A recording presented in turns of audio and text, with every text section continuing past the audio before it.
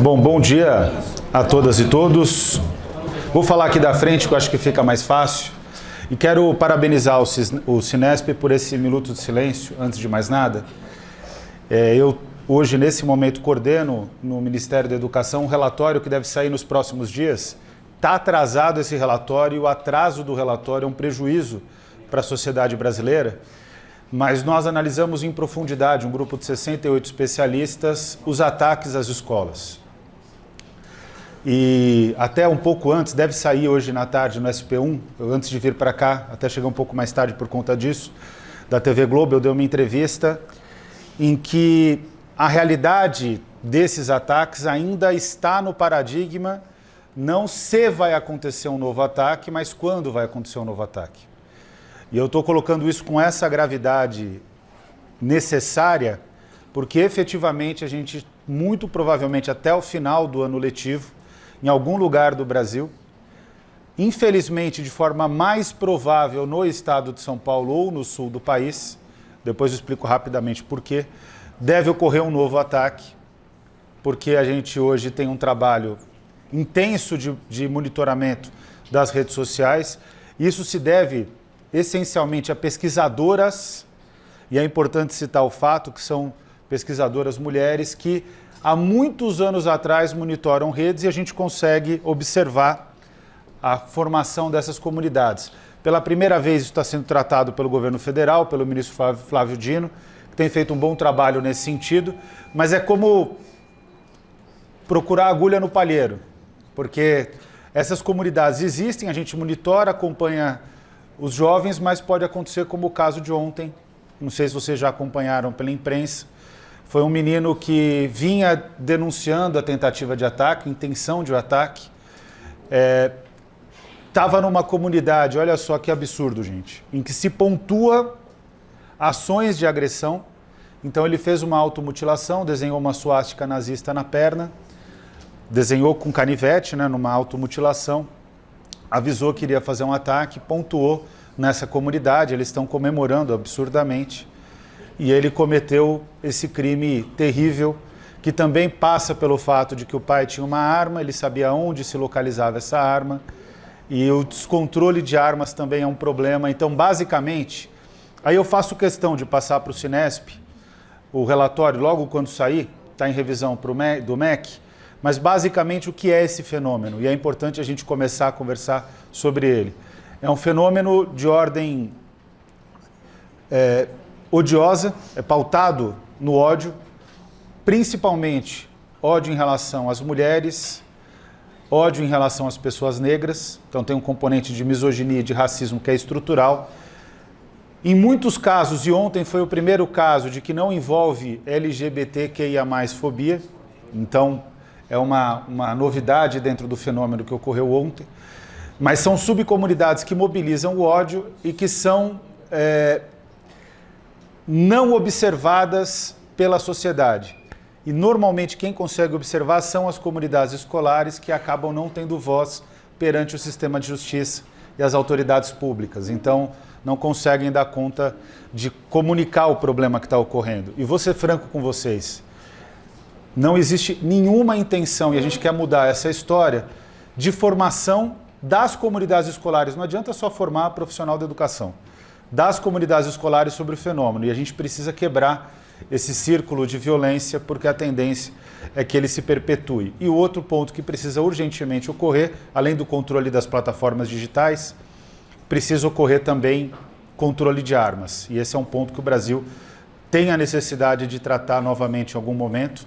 O caso de ontem, não sei se vocês viram, o pai tinha uma arma legalizada. Não basta ter arma legalizada. Se um adulto esconde uma arma embaixo de um colchão, ele é corresponsável pelo crime.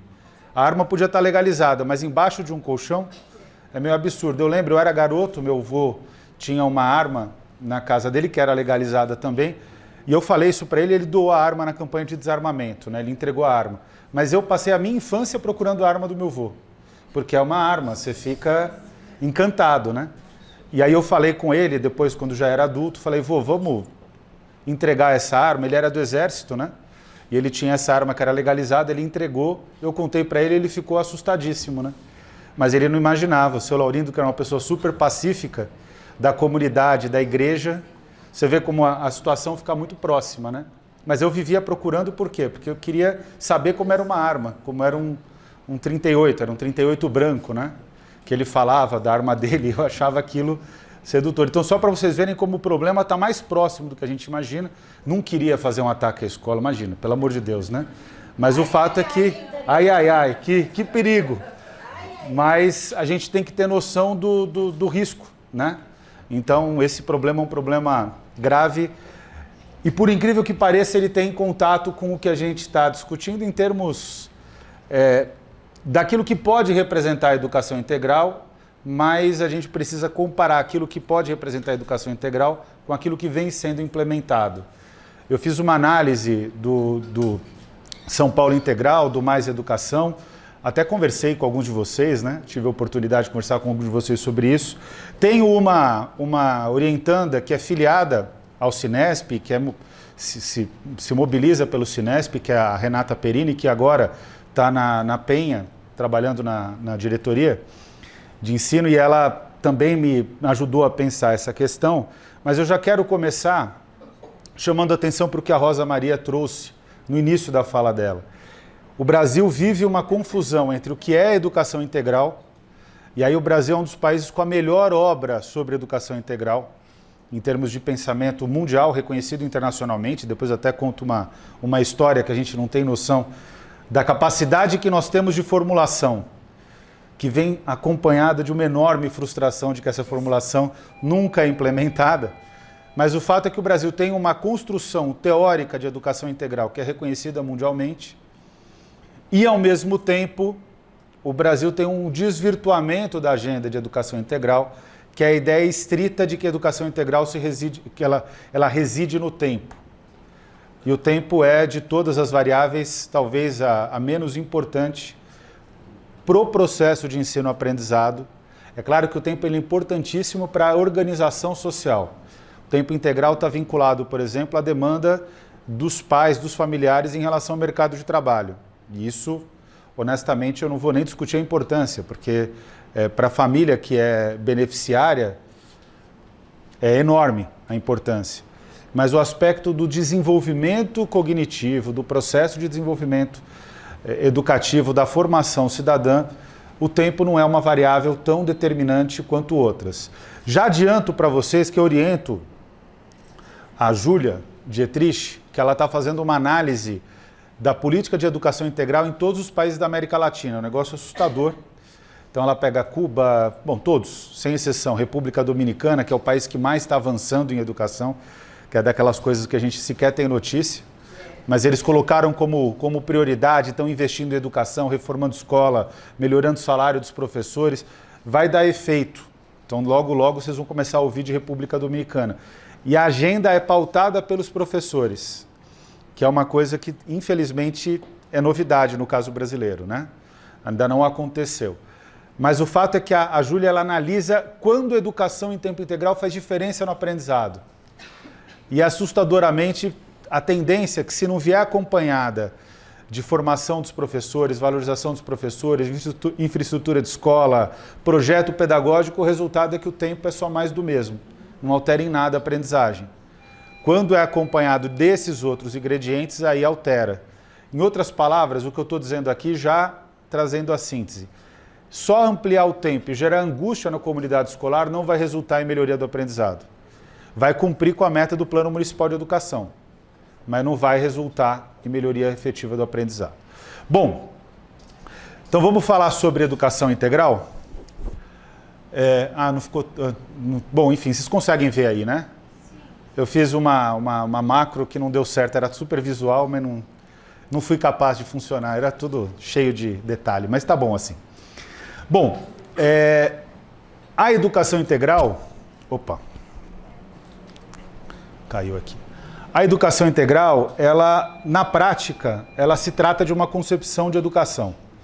Como eu falei para vocês, o Brasil tem uma produção que é reconhecida mundialmente de educação integral, que é o trabalho do Anísio Teixeira. Uma vez eu fui para um encontro, em 2009, fui para um encontro na Bélgica, na União Europeia, para discutir educação. ia falar sobre o caso brasileiro. E estava a representante da Finlândia na mesa. E eu perguntei, bom, qual é o segredo da Finlândia, que todo mundo fala da educação finlandesa? Eu adoro contar essa história. E aí ela me parou e falou assim, bom, me estranha um brasileiro fazer essa pergunta. Aí eu falei, tá bom. E eu imaginava qual era o motivo. Aí ela fala, bom, em primeiro lugar, nós temos uma leitura não só para a educação de jovens e adultos do Paulo Freire. E a gente não tem dimensão de como o Paulo Freire é reconhecido fora do Brasil. É um negócio assustador. Você tem cadeiras em Cambridge, Oxford, você tem cadeiras em Harvard, em Princeton, todas elas trabalhando o trabalho do Paulo Freire, sem torná-lo um deus, que também é algo que é salutar em relação a autores. Mas vendo a força viva do pensamento dele. Inclusive reconhecendo um fato, que o Paulo Freire, ele sintetiza muitos autores, né? Então ele faz parte de uma tradição em que ele faz uma leitura própria. E ele é um autor super reconhecido. Mas o que me surpreendeu foi a segunda parte da fala dela. E para a educação integral, a gente tem como referência o Anísio Teixeira. E a nova política educacional da Finlândia, que a Finlândia ela teve uma primeira política educacional na década de 70, uma revisão na década de 90, está fazendo a revisão agora. E a referência do texto finlandês é o Plano de Construções Escolares de Brasília, em que o Anísio Teixeira vai dizer que a educação integral, e que nunca foi implementado, mas que a educação integral ela tem que ocorrer na cidade. A cidade tem que ser educadora. Ele que constrói a base do conceito de cidade educadora, que é totalmente secundarizado aqui. Embora São Paulo se declare cidade educadora, efetivamente ela não é. Então, o que seria essa perspectiva da educação integral? Ela está envolvida com esses aspectos que eu coloquei no slide, mas que basicamente ela se dá por uma formação completa dos cidadãos. Em alemão tem um termo para isso que chama Bildung. Vocês já ouviram falar desse termo? Mas que basicamente sintetiza também, e é utilizado como referência pelo Dewey, que é o grande mestre do Anísio Teixeira. Qual que é a ideia? A ideia é partir de um conceito de educação, que aí o Vitor Paro aqui em São Paulo, que no Brasil trabalha muito, educação como apropriação de cultura. O que é cultura? Cultura é tudo aquilo que mulheres e homens criaram para viver em sociedade. Então, ciências, artes, esportes, a formação integral, portanto, ela tem que dar conta, aspectos emocionais, ela tem que dar conta de tudo aquilo que é necessário para que as pessoas possam fazer história a partir de um processo educativo. E o que o Anísio Teixeira vai dizer, o que a Finlândia está implementando agora, é que dentro dos muros, é uma realidade muito distante da nossa, tá? Só estou trazendo conceitualmente o caminho que a gente deve pensar no horizonte. É que dentro de um contexto de formação, os muros da escola são insuficientes para poder garantir essa formação. Então, o que eles descobriram na Finlândia, e que é baseado no Anísio Teixeira, que é genial, que conquistar o espaço público é a melhor maneira de ensinar. Então, a sala de aula passa a ser a sala de aula, só que aí são 5 horas de sala de aula, e as outras 2 horas eles fazem fora da sala de aula. E aí vão atuando na cidade. Agora, é claro que a Finlândia é do tamanho de Itaquera, que como todos vocês sabem é Terra Santa, porque é a sede da Neoquímica Arena, que é o maior clube do mundo. Está numa fase ruim, mas as fases ruins passam. O fato é que a Finlândia, aliás, eu vou dizer a realidade, ela é menor do que Itaquera, se for pensar em população. Então, os desafios de São Paulo são os desafios hercúleos, mas o ponto fundamental é que a educação integral não pode se confundir com o tempo integral. Em algum momento, essas coisas vão convergir. Por quê? Porque para fazer uma educação realmente integral, você precisa de mais tempo. Debate sobre a reforma do ensino médio, que é uma tentativa de expansão do tempo do aluno na escola. Olha a situação do ensino médio brasileiro. A gente tem tradicionalmente, eu, vocês, os nossos filhos, meu filho está prestando agora escola técnica, né? Prestou no domingo a federal. Vamos ver se ele passa. Mas, tradicionalmente, nós temos no ensino médio 4 horas de ensino científico. São as 2.400 horas do ensino médio, são 800 horas por ano letivo. 800 vezes 3, 2.400. Qual que é a reforma do ensino médio? É tirar essas 2.400 horas e reduzir para 1.800 horas de ensino científico. É um crime. Então, é claro que a questão do tempo, a variável do tempo é uma variável importante, mas não dá para achar que a variável do tempo por si só vai garantir uma educação integral. Para ficar bem claro, para ter educação integral é preciso expansão do tempo. Mas essa expansão do tempo não pode ser dissociada de um projeto pedagógico. Senão é simplesmente fazer mais do mesmo, certo? Bom, como eu tinha colocado para vocês, qual é o objetivo da educação integral?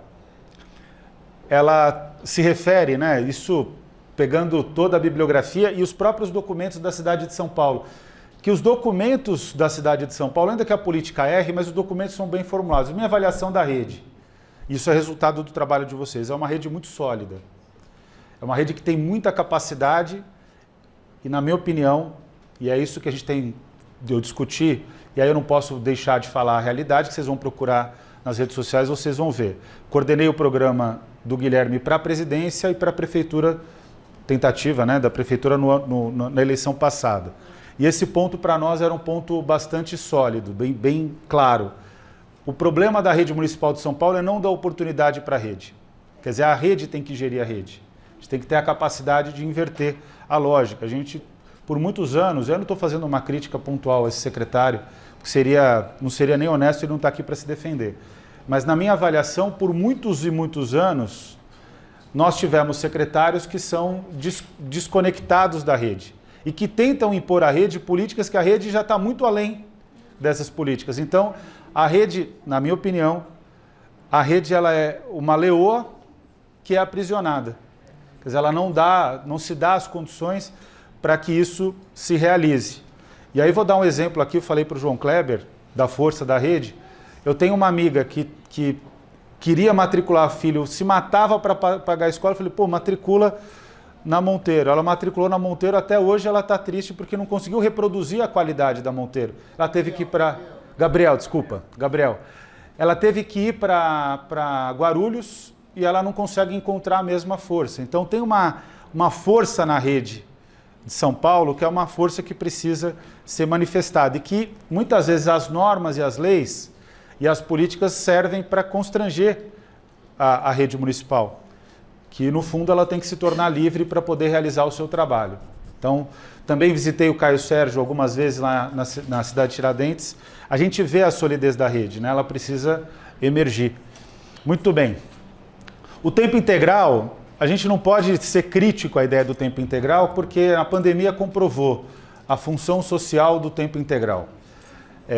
Os pais, de fato, precisam dos alunos por conta de um mercado de trabalho que é cada dia mais desregulamentado.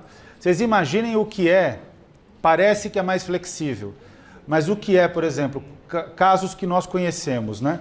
Um casal de motoristas de aplicativo que tem seu filho na escola. Parece que eles têm mais flexibilidade para ir buscar e para levar o filho. É o contrário, porque eles ganham só por aquilo que eles produzem, só por aquilo que é iniciado no aplicativo.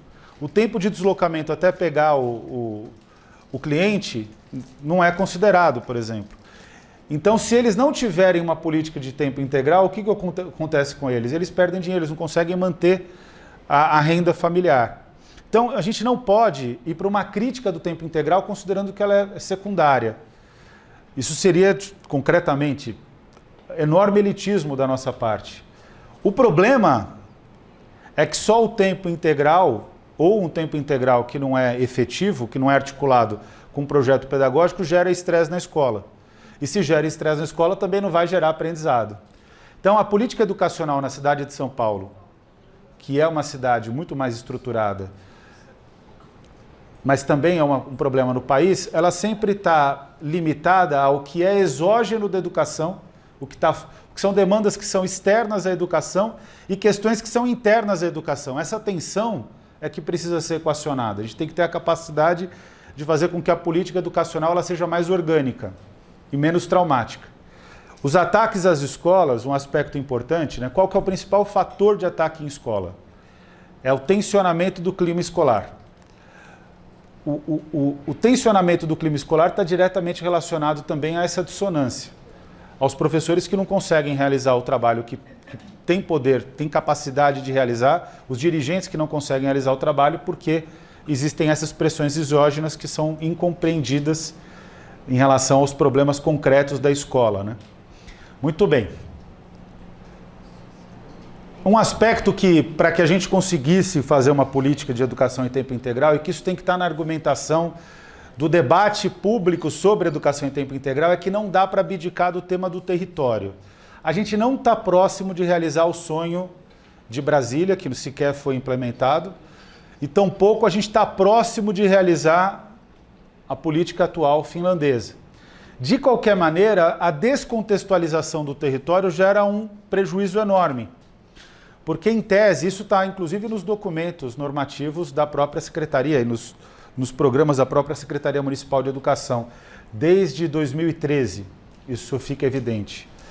Mas na época da Luísa Erundina já estava posto. Aliás, falei para a Luísa que eu vim aqui, falei na semana passada, eu estava com ela em Porto Alegre, e ela mandou um beijo para todo mundo, falou que tem o maior orgulho do Cinesp, ela tem um carinho muito grande, foi muito bom, né? Encontrar a Luísa sempre é um ponto de energia. Ela está quietinha, fala de educação, ela já explode, né? Aquela força da natureza. Mas a questão do território sempre foi colocada nos programas, mas a gente nunca trabalhou efetivamente o território. Porque em que pese o fato de que no Brasil a educação integral, ou até mesmo tempo integral, vai depender, em algum sentido, de expandir o projeto pedagógico para fora dos muros da escola, seja por questões de segurança, seja pela maneira como se vê qual é o resultado da educação. Porque, por exemplo, se o resultado da educação for aferido por avaliação de larga escala, nunca vai ser possível fazer educação integral. Isso precisa ficar claro.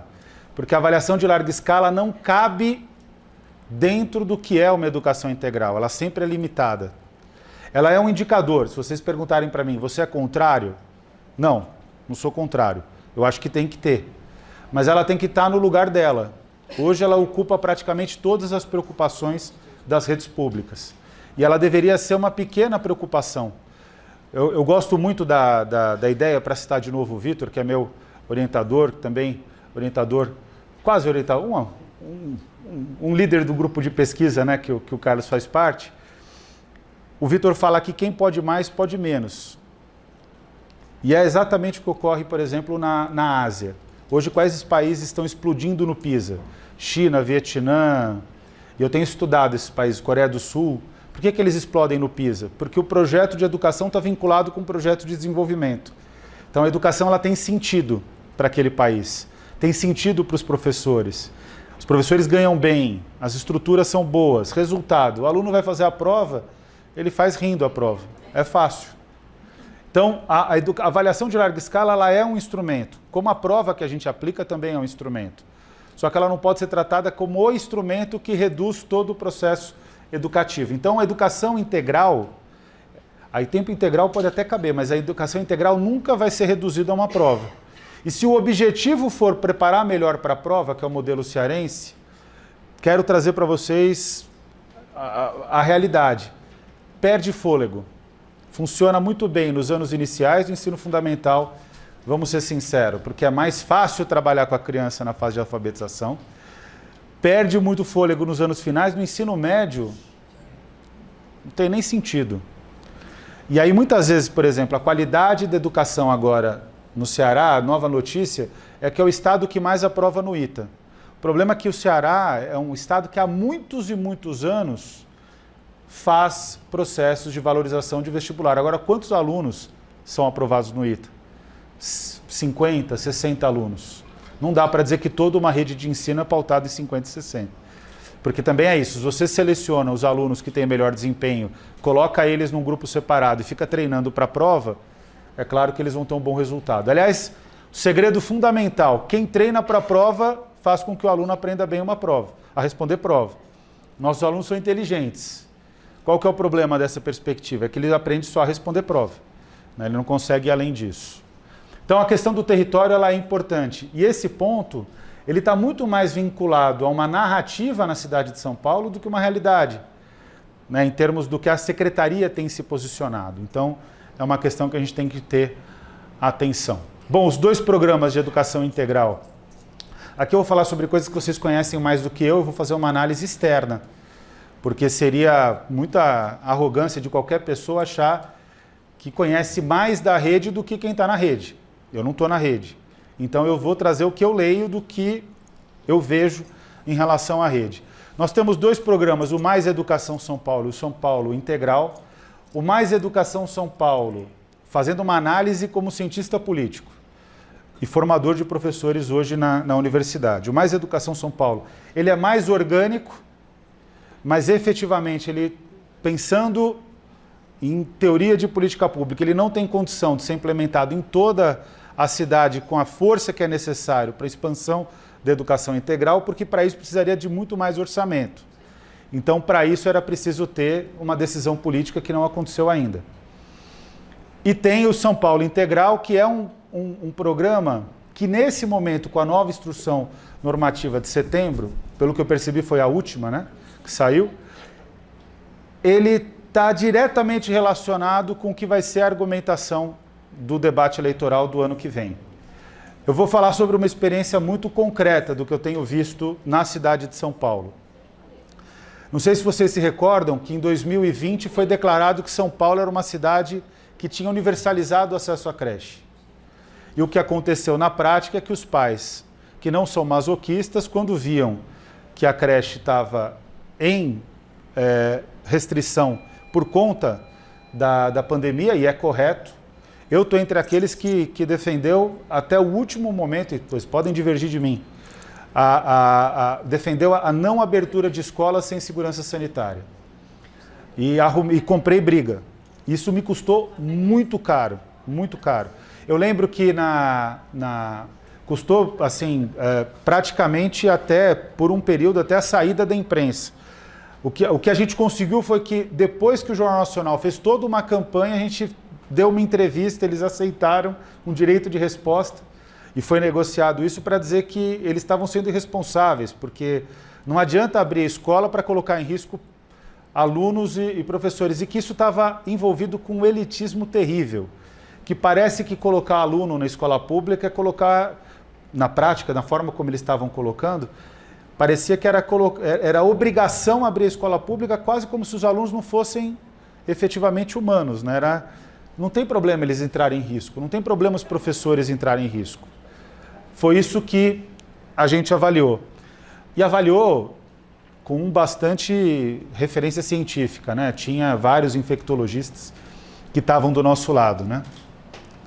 E o caso do São Paulo Integral, o que eu vejo é que a creche não teve universalização, é só observar o que acontece agora, é incrível, teve universalização e a fila da creche está grande de novo. Então não teve universalização, mas o que está acontecendo com o São Paulo Integral é que a prefeitura percebeu a brecha do Plano Nacional de Educação, que eu vou mostrar depois para vocês, que significa que 50% das salas de aula tiverem educação integral, a meta do plano está cumprida. E obviamente não está cumprida, porque você cria inclusive um desequilíbrio dentro da escola. Uma sala em tempo integral e outra sala sem tempo integral. Como seleciona o aluno que vai para essa sala ou que fica na outra? Então, a ideia é que seja o primeiro ano. O que acontece no segundo ano? Essa desorganização do tempo, inclusive, é prejudicial para a família, certo? Bom,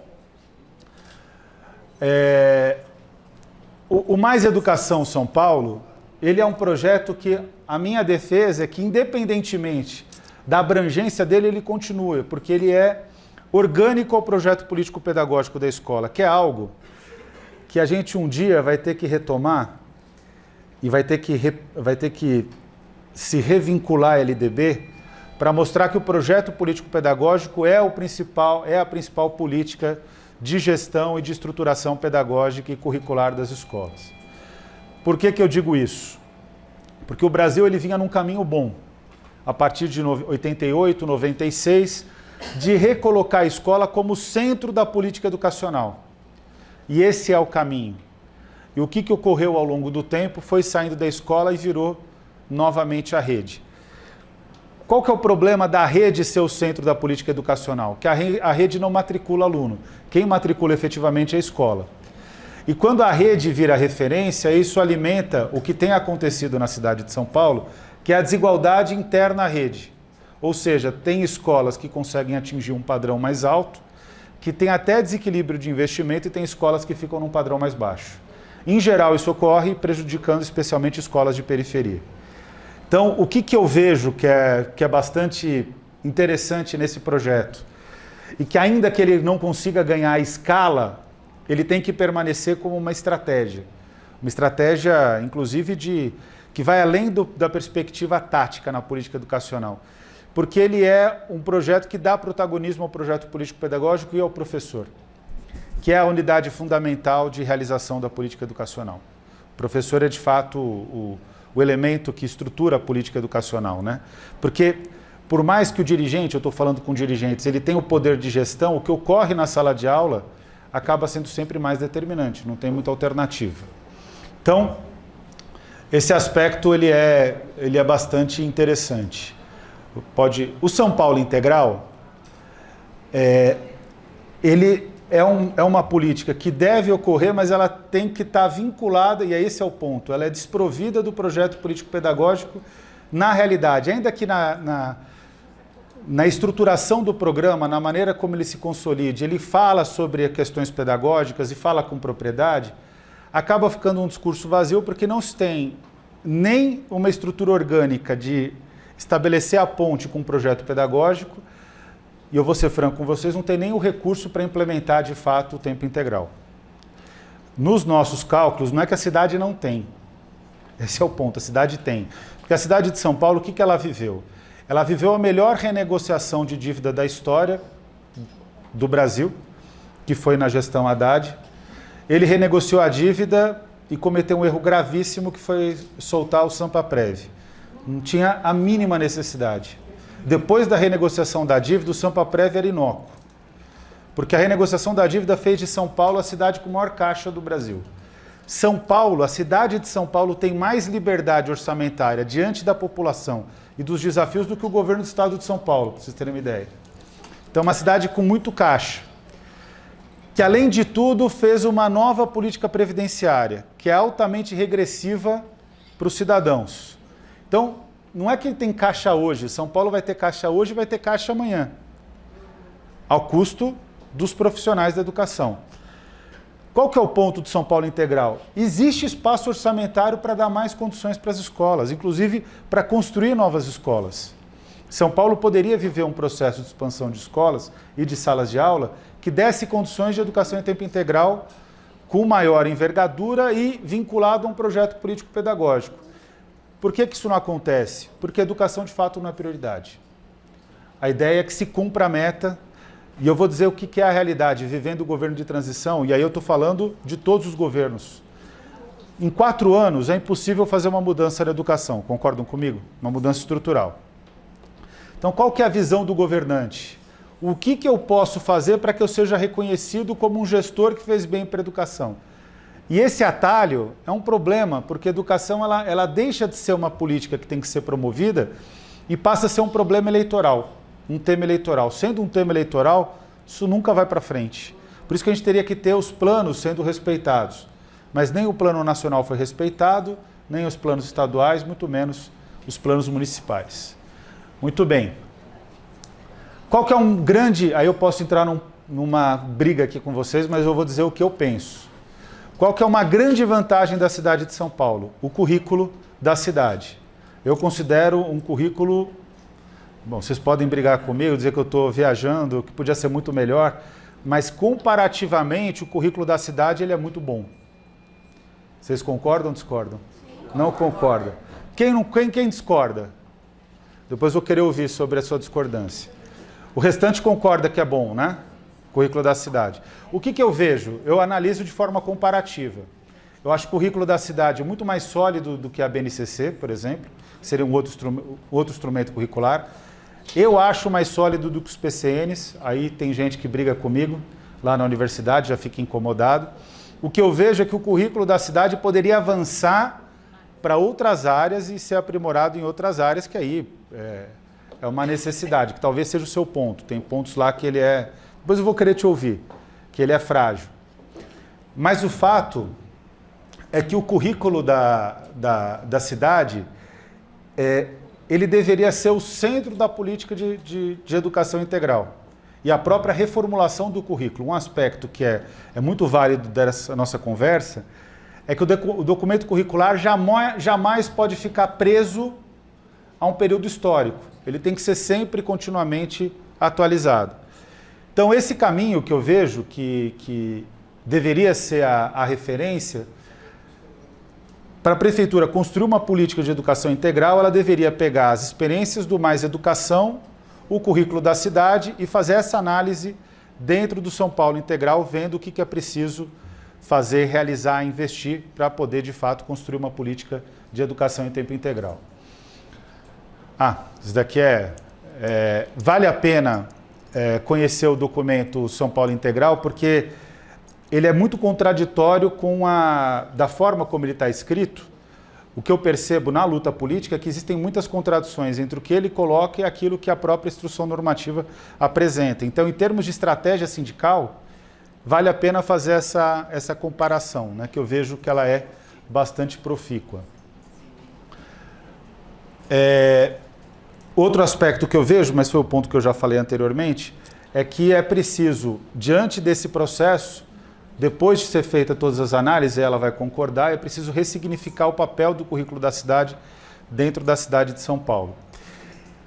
Que eu também vejo muito potencial de realizar essa operação. Então, eu considero que, de fato, a gente pode avançar. E existe uma questão para a educação integral que ela é um problema estrutural e a gente está vivendo isso agora com a violência nas escolas. Para que a educação, de fato, seja integral, ela precisa atuar numa perspectiva de intersetorialidade. O que significa isso? Significa que é preciso comunicar a política de educação com outras políticas da cidade. Qual que é o problema? É que o Brasil não está preparado para fazer essa conversa. Basicamente porque existe uma disputa orçamentária estrutural. Vou dar um caso para vocês. Foi aprovada a inclusão de psicólogos e assistentes sociais nas escolas. Em tese, todos vocês devem concordar que isso é importante. Primeiro problema, o psicólogo e o assistente social ele tem que atuar na escola em respeito às equipes pedagógicas. Concordam comigo? E aí já tem uma guerra estabelecida. Com o Ministério da Saúde. Estava agora, semanas atrás, meses atrás, estava numa reunião do Grupo de Trabalho Interministerial para discutir política de violência nas escolas. E aí eu coloquei essa questão. E aí a equipe do Ministério da Saúde falou, não, o psicólogo tem que trabalhar com liberdade, porque os profissionais da educação são um problema também da violência. Eu falei, mas como que vocês vão trabalhar na escola sem dialogar? Isso pode até acontecer. A gente sabe, tem professores, tem inspetores de aluno que abusam, concordam? Que perdem, não é... Educação não é diferente de outras áreas. Tem profissional bom, tem profissional que não é bom. Isso tem que ser trabalhado. Falei, não, tudo bem, mas como que vocês acham que vocês vão entrar na escola, trabalhar na escola, ultrapassando? Vocês querem aumentar o conflito na escola? Porque é o que vai acontecer, né? Ultrapassando as equipes pedagógicas. E eles ficaram encastelados. Aí eu achei, bom, com o desenvolvimento social vai ser mais fácil. Fazer a mesma conversa com o Ministério do Desenvolvimento Social. Não, o nosso trabalho não pode estar envolvido com os professores, porque o professor muitas vezes não gosta do aluno, então a gente tem que fazer o trabalho de... Eu falei, gente, não vai dar certo. Agora, isso tudo é o problema conjuntural. Qual que é o problema estrutural? Não dá para tirar recursos de manutenção e desenvolvimento do ensino para pagar psicólogos e assistentes sociais. Não dá. E por que não dá? Porque o salário dos educadores já é defasado. E é menor do que o deles, na prática. Não dos assistentes sociais, isso também diz muito sobre o Brasil, porque não deveria ter tanta diferença, mas é menor do que o dos psicólogos. Vocês viram a contratação do Estado de São Paulo, que teve O Estado de São Paulo contratou 500 psicólogos para dar conta das 5.000 escolas, para evitar ataques. Eles até agora não começaram a trabalhar. E esses psicólogos que foram contratados, eles ganham mais do que os professores. Vai dar confusão. E sai o recurso, isso a gente ainda não tem claro, mas aparentemente sai o recurso do orçamento da educação. Está tudo errado. Então, o que acontece? A gente deve pensar em ações intersetoriais, mas essa discussão ela não é feita só na teoria, porque na teoria todo mundo vai concordar, é importante, é bonito, mas na realidade o jogo é um pouco mais difícil. Esses são os princípios, né, da educação integral, que basicamente eu já falei para vocês, né, a cidade como promotora de ações e atividades que envolvam a educação integral, esse é o aspecto que a gente está mais atrasado. A educação como instrumento de democracia, o que também é um problema dentro do debate público brasileiro. Hoje, tratar, por incrível que pareça, dizer que a escola tem que ser um instrumento de democracia é tratado como proselitismo ideológico. Recentemente eu estive na Câmara dos Deputados, numa audiência remota, falando sobre isso, e um deputado de um partido de extrema-direita levantou e disse, então quer dizer que você acha que a escola tem que fazer doutrinação? Eu falei, não, deputado, me desculpa. Essa é a determinação da própria Constituição. Talvez você não saiba, mas a gente está na República Federativa do Brasil, que é democrática, pelo menos em tese, né?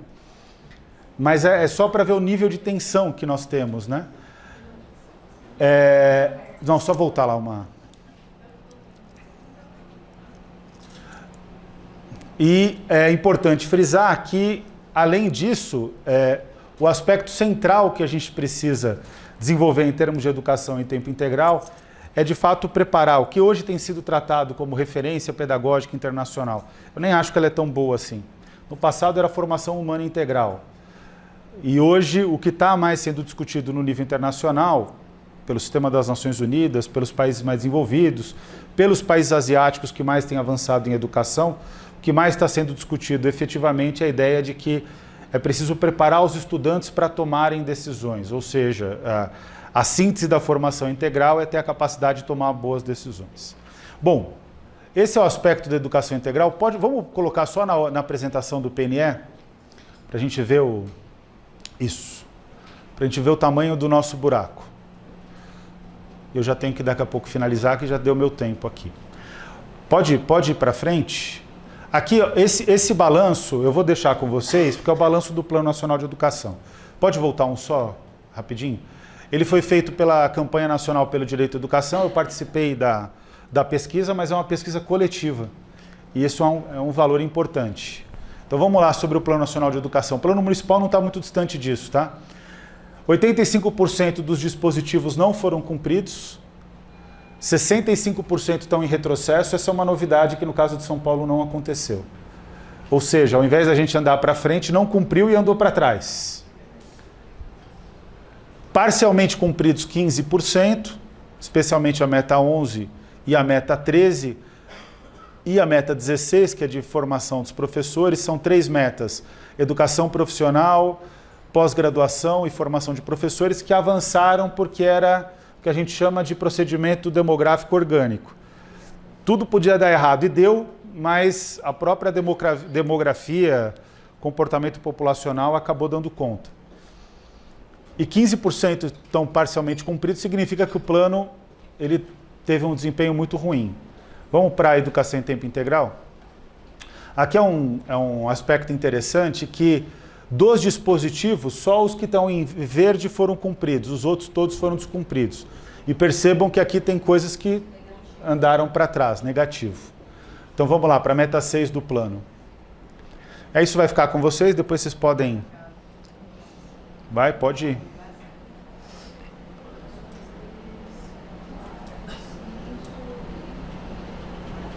Seis. Pode ir.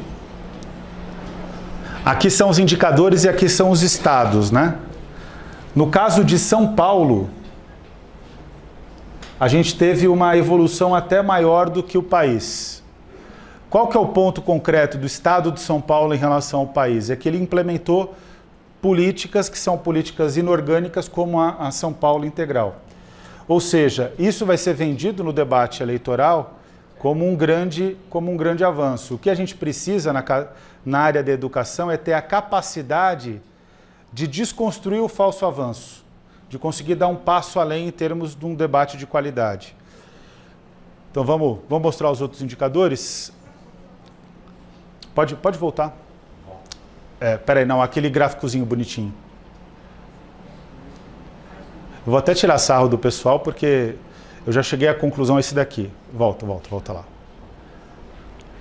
Ainda que São Paulo tenha avançado, no caso, exatamente a mesma meta do São Paulo Integral, que é essa estrelinha de 50%, no Brasil ficou em 22,4%. Perceberam que a gente já teve picos maiores, 31 e 28. Mas a linha, se a gente for analisar em termos longitudinais, ou seja, ao longo do tempo, a linha praticamente está reta, concordam comigo? Não varia muito, distante dos 50. Isso aqui é tempo integral, né? Pode passar. Volta. E aqui é a mesma coisa, né? Que aqui é um critério um pouco mais rigoroso sobre o que significa tempo integral, mas a linha também teve o mesmo comportamento. Pode ir. Vou voltar só mais um. E novamente aí São Paulo, quando a gente pega o percentual de escolas que efetivamente estão em jornada em tempo integral, aí São Paulo perde fôlego. E essa é a contradição que eu queria mostrar para vocês. Se o critério for frágil, São Paulo vai bem. Se o critério for rigoroso, São Paulo tem um desempenho pior do que outros estados, como por exemplo que o Ceará. Então, ou seja, São Paulo vive uma hipocrisia que precisa ser desconstruída. Bom, a apresentação vai ficar com vocês podem depois estudar ela, utilizar. A gente só pede que cite a fonte, que foi um trabalho de muitas mãos, né? Então, quando vocês forem reproduzir, está em PowerPoint inclusive, quando vocês forem reproduzir, vocês podem utilizar à vontade. Para finalizar, para cumprir rigorosamente aqui a minha 1 hora, o que a gente pode dizer como um caminho que a gente tem que desenvolver e falar aqui no Cinesp é uma grande vantagem para esse caminho que a gente precisa desenvolver. O Brasil é um país que o debate educacional, ele normalmente é feito por pessoas alheias à educação. Muitas vezes quando eu falo isso, as pessoas se incomodam, porque dizem, então quer dizer que você diz que só educador pode falar sobre educação. Não, ao contrário disso, eu sou defensor do princípio da gestão democrática, que é um princípio constitucional do ensino público. O ponto concreto é que o debate educacional brasileiro está sendo feito de maneira completamente alheia, tanto às ciências da educação como à experiência da educação. E tem um aspecto que a gente tem que ter coragem de afirmar. Quem não conhece a realidade da escola pública não pode falar sobre educação. Por que é necessário conhecer a realidade da escola pública? Ainda que a escola pública, e vocês vão concordar comigo, cada escola é um universo. E é um fato, cada escola é um universo. Mas existem muitos pontos em comum. Tanto no que dá certo, como nos desafios também que nós temos que enfrentar. Então, um trabalho que a gente precisa desenvolver no debate público, e que tem a ver também com essa questão das instruções normativas, em especial a da São Paulo Integral, é que o debate educacional precisa ser feito com base na experiência empírica da escola, naquilo que acontece efetivamente no território escolar, as relações que se estabelecem, os desafios que se estabelecem. E a minha impressão é que, historicamente, o Brasil nunca enfrentou esse tema. Então, a educação, de fato, nunca foi entregue para as educadoras e para os educadores. E nos raros momentos em que isso foi realizado, a gente teve saltos qualitativos na rede, como, por exemplo, a gestão do Paulo Freire no governo Luiz Erundina, que tudo que vocês tiverem de positivo na rede, quase tudo, foi estabelecido naquele momento. Então, existe um caminho para a gente trilhar. E esse caminho precisa ser reivindicado politicamente. Não dá para aceitar mais pessoas que são alheias ao debate educacional, determinando os rumos do debate educacional. E aí colocar isso aqui para o Cinesp é uma grande vantagem, porque vocês são aqueles que mais avançaram na carreira do magistério da rede e viveram a experiência da escola. Então, em termos estratégicos, vocês têm uma visão muito vantajosa dos desafios da rede, e essa visão é que deve orientar as políticas educacionais no município de São Paulo. Então é isso, gente. Muito obrigado. Estou aberto para as perguntas, mas foi um prazer, mais uma vez, estar aqui com vocês.